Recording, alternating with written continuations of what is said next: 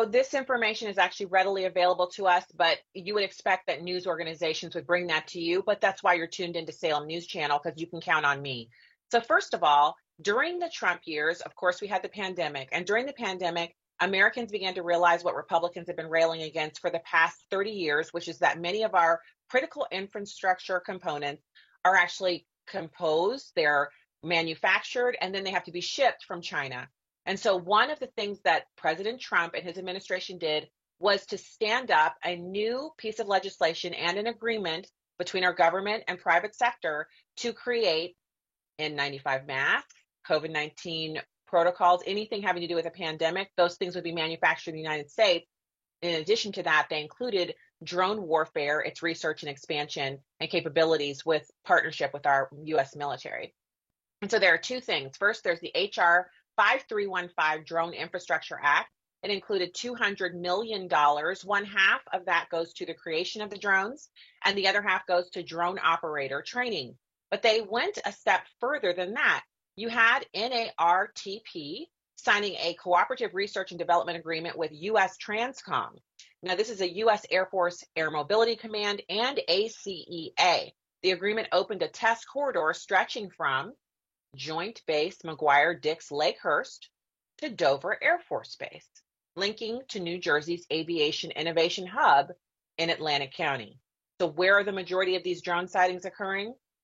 Within that actual strip of land that contains many, many Air Force bases and contains many bases, period.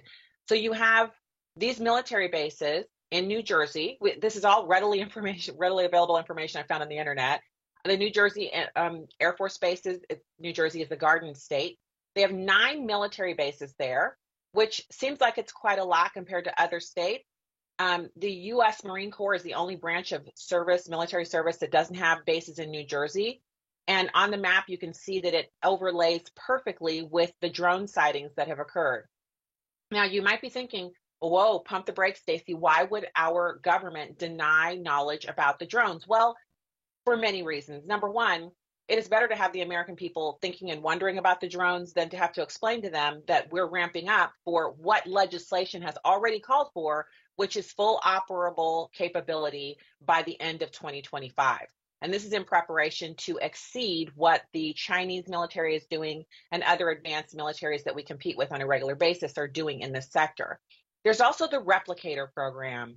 You can find this again, on the internet. This is past legislation, meaning it's already there. You have Defense Innovation Unit has something called the Replicator Initiative.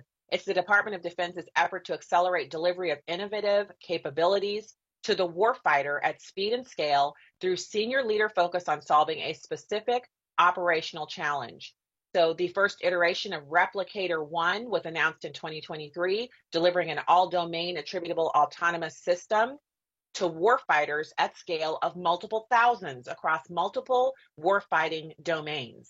And this is to be done within 18 to 24 months or by the target date of completion, which is August of 2025.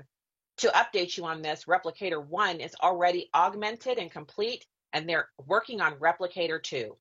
And finally, I'll just say to you, the notable air bases, Picatinny Arsenal, Naval Weapons Station Earl, Training Center Cape May, and as I mentioned, Joint Base McGuire-Dix Lakehurst.